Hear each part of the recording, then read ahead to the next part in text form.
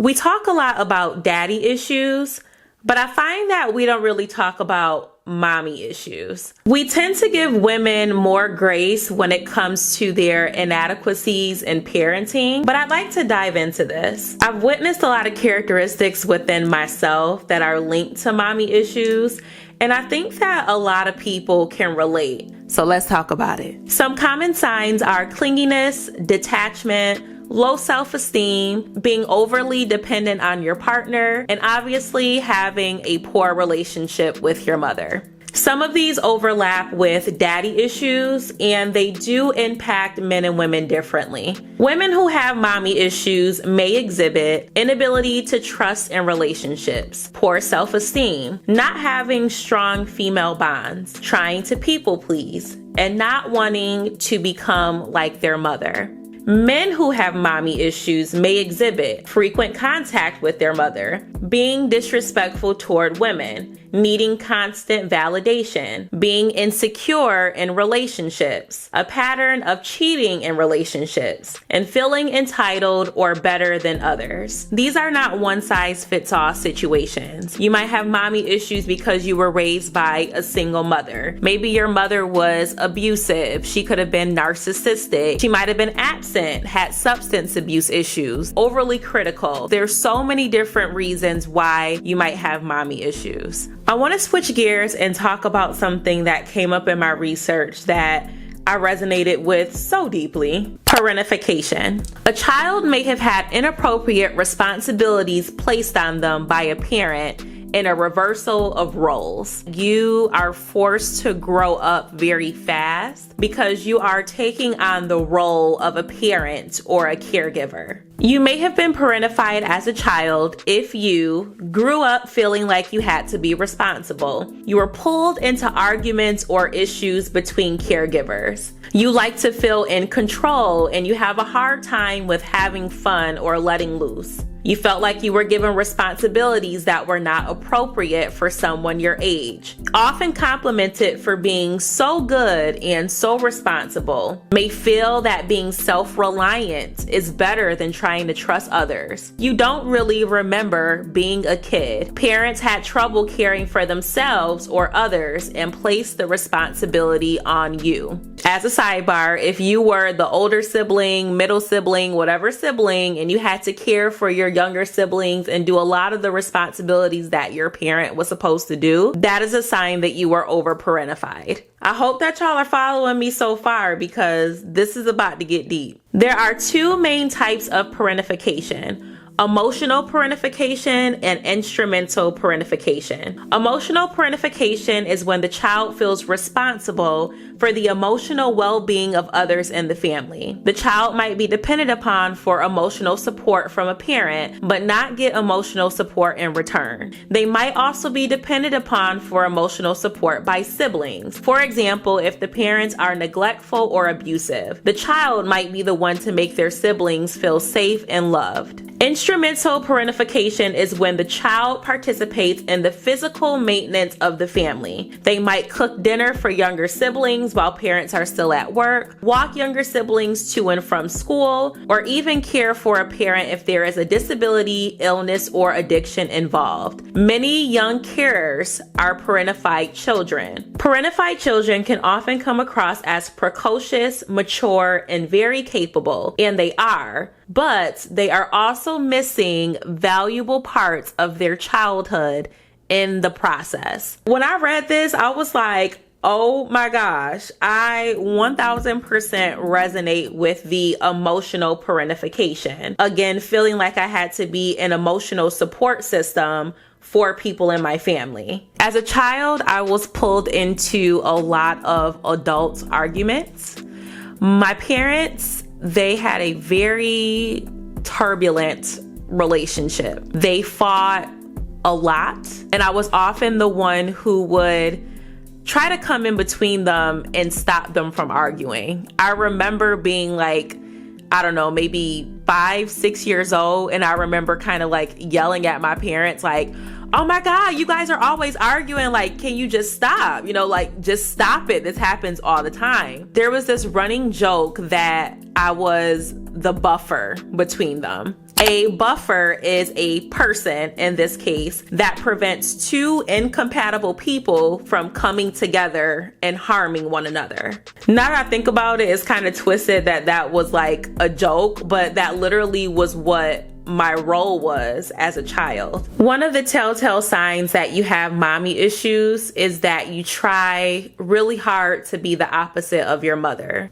This clip from Stefan Speaks breaks it down beautifully. You grew up and your mother was in a toxic, unhealthy relationship where she accepted cheating, she accepted abuse, she accepted so many wrong things. And so you've now grown up rejecting wanting to be in that position. And there's nothing wrong with you not wanting to emulate that. There's nothing wrong with you saying, I do not want to walk in my mother's footsteps by being this woman who accepts this kind of toxic relationship.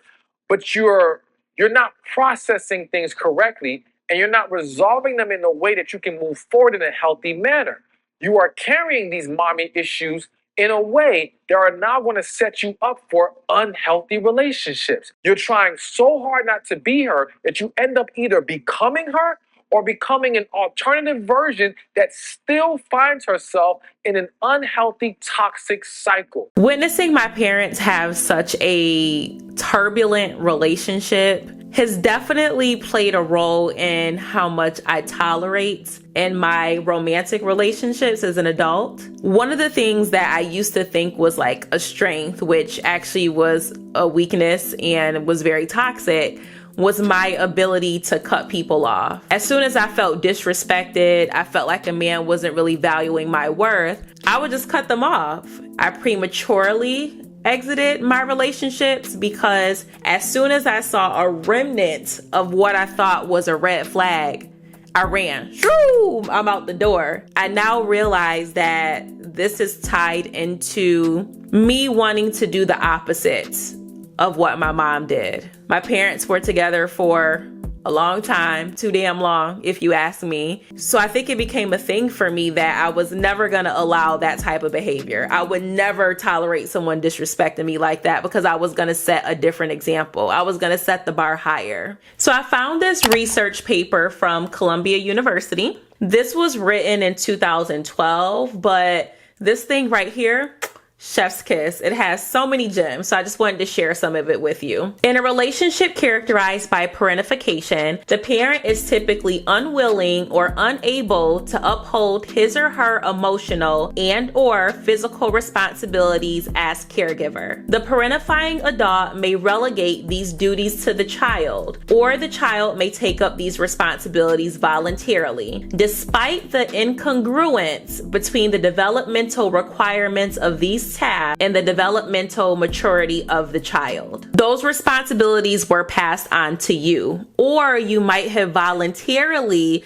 taken on these tasks, even though the tasks that you were responsible for were way beyond your age and your maturity level. Nevertheless, the child recognizes that by providing the physical care and emotional support that he or she would normally elicit from the parent, he or she can develop closeness with the parent and avoid feelings of loss and anxiety. The child therefore interprets these undertakings as necessary and sees the needs of the parent and family as taking precedence over all other needs, including their own personal needs. As a result, the parentified child misses out on the developmentally appropriate and essential activities that typically characterize childhood.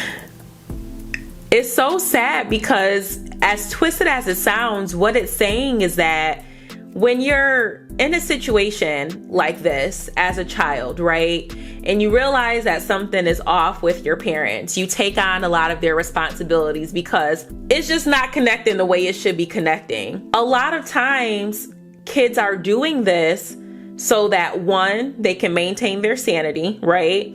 but 2, so that they can still feel like they have a connection, a sense of closeness to their parent. I do want to pause for a second and highlight something that I think will resonate with a lot of men: being used as a parent as a substitute for a partner. This idea of emotional incest, right? You were the son husband. You had to step up and assume a lot of the responsibilities of your absent father. And you also may have been an emotional support to your mom, who was getting that intimacy that she should have been getting from her man from you. I just wanted to note that because I know a lot of what I'm talking about today is my own personal experience, but that is an example of parentification too. A lot of women can relate to the fact that they may have had to care for their younger siblings, cook dinner for the whole entire family, assume the role of the mother because maybe the mom was at work or just couldn't do those things for whatever reason. It all boils down to parentification. Different experiences, similar struggles. Finding support that dysfunction in the mother-child relationship tends to be more common and influential in the process of parentification. Furthermore, parentified mothers are themselves more likely to emotionally parentify their own children. As most of you know, I don't have any children, and I realize that I have a fear of becoming a mother. Aside from the fact that people say kids are expensive and you don't get any sleep and your body changes and your life changes, all those things, I have this fear, which I now understand is connected to this, that I am going to pass off my trauma onto a child, and I would just rather avoid that altogether. Very vulnerable moments. I am feeling myself getting emotional, but I guess this is good. I know this is like a trigger point that I need to work through. I say all of that to say that having these conversations and doing research, being aware of who you are as a person, what your traumas are, what your triggers are, and then actually connecting the dots with everything is so important because it helps to make sense of the complexities that you might be struggling with. And this is hard stuff to unpack. This conversation is very heavy. I understand that. I'm very much struggling to record this video because it's a different level of vulnerability for me. But I'm accepting of the fact that all of this wasn't my fault, right? But I refuse to be stuck in this state of toxicity. And so I am committed to doing the work to unpack all of this stuff. And I really hope and encourage all of you to do the same. People often ask me if I'm worried about being so vulnerable on camera, you know, how I'm going to be seen by other people if that ever crosses my mind. And I realize now that vulnerability, my transparency, that is my strength. These things that I'm describing are not uncommon at all. There's a lot of people who are walking around battling these things. You might be battling these things. I think that when you keep things bottled in and you have this fear that people are going to discover the not so good, ugly parts of yourself, you're allowing other people to narrate your own story. I would rather be the author of my own story. There is nothing that anyone can tell me about myself to judge me, try to bring me down when I'm already taking ownership of the things that I need to heal and improve within myself and taking the steps to heal and become a better person. You might be wondering what's the solution is to all of this, right? So you've discovered all of these things. What do I now do with it? Again, I understand that this was a lot today. And so healing your inner child, reparenting yourself, that's something that we are going to visit in a later video. But I'm really, really curious to know if you guys resonate with anything that I mentioned today. Mommy issues or parentification. I want to hear about it. And I do want this to be a safe space. So I'm just going to say that any rude comments, negative comments, they're getting deleted and you will be blocked from my channel, because I really want us to be able to acknowledge the things that have happened to us, but grow from them and learn from one another. I love when I get comments from you guys and it's just so transparent, so pure, so honest, so vulnerable, because it helps open up my eyes and see things from a different perspective. And that's really what it's all about. So yeah, I think that we will pause it here. As always, stay safe, stay blessed, and until next time, y'all. Bye.